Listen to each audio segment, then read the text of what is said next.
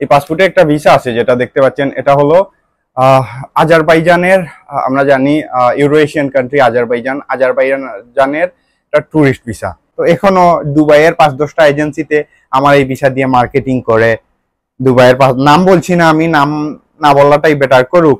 Visa তো আমার, যেটা সামনেই দেখতে পাচ্ছেন, আপনারা প্রমাণ সামনেই দেখতে পাচ্ছেন। এটাই হলো আমার নিজের জাহিদ হাসান সুবন আজারবাইজানের ট্যুরিস্ট স্টিকার ভিসা। আজারবাইজানের ট্যুরিস্ট স্টিকার ভিসাটা একমাত্র আমি ফার্স্ট পারসন দুবাইয়ে যেটা গ্রেব করি, যেটা হচ্ছে এটা হলো আমার পাসপোর্ট। আপনারা লাল পাসপোর্ট দেখে ভাববেন না যে এটা ব্রিটিশ পাসপোর্ট, এটা একটা পাসপোর্টের কাভার, ভিতরেই আছে আমার বাংলাদেশি পাসপোর্ট।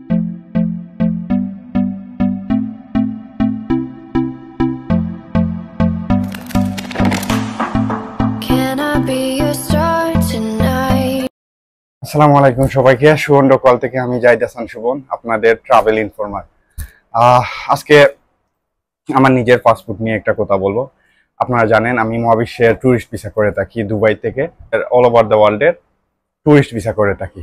তো আজকে আমি আমার নিজের একটা ভিসা নিয়ে আলোচনা করব, যেটা হচ্ছে এটা হলো আমার পাসপোর্ট। আপনারা লাল পাসপোর্ট দেখে ভাববেন না যে এটা ব্রিটিশ পাসপোর্ট, এটা একটা পাসপোর্টের কাভার, ভিতরেই আছে আমার বাংলাদেশি পাসপোর্ট। এটাই হলো আমার বাংলাদেশি পাসপোর্ট।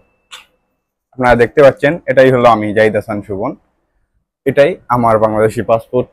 আর যে কারণে আসা, এই পাসপোর্টে একটা ভিসা আছে যেটা দেখতে পাচ্ছেন, এটা হলো আজারবাইজানের, আমরা জানি ইউরো এশিয়ান কান্ট্রি আজারবাইজানের একটা ট্যুরিস্ট ভিসা। এই ভিসাটা নিয়ে আজকে প্রপার আলোচনা করব। এটা আমার আজারবাইজানের ট্যুরিস্ট ভিসা, যেটা আমি দুবাই থেকে করছি। তো ভিডিওতে আসার মূল কারণ হলো, এই আজারবাইজানের ভিসা দুবাইয়ে 10-20টা এজেন্সিতে পাবেন এই আজারবাইজানের ভিসার কপি।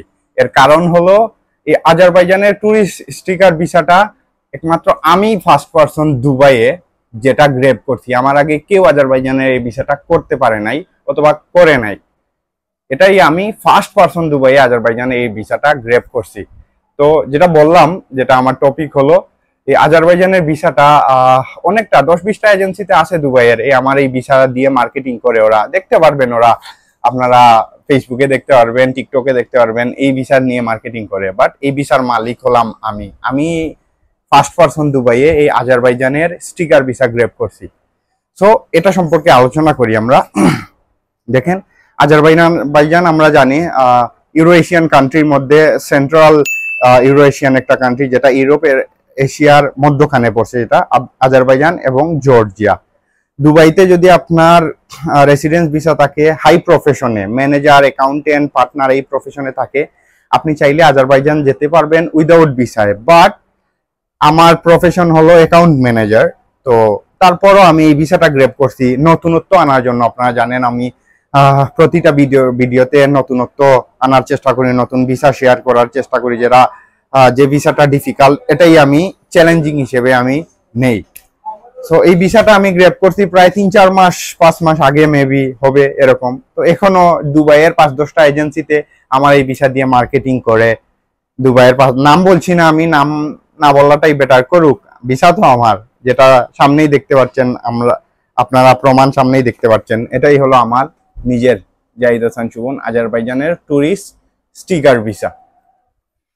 এই ভিসাটা যদি আপনারা গ্রেব করতে চান, আপনারা অবিলম্বে আমার সাথে যোগাযোগ করতে পারেন, আমার পেজে মেসেজ দিতে পারেন, হোয়াটসঅ্যাপে নক দিতে পারেন। ইনশাআল্লাহ আমি দুবাই থেকে উইথিন শর্ট টাইমের ভিতরে আজারবাইজানের ট্যুরিস্ট ভিসা গ্রেব করে দিতে পারবো। তাছাড়াও আমি মূলত দুবাই থেকে পুরো বিশ্বের ট্যুরিস্ট ভিসা নিয়ে কাজ করি, পুরো বিশ্বের ট্যুরিস্ট ভিসা অ্যাপ্লিকেশন করে থাকি।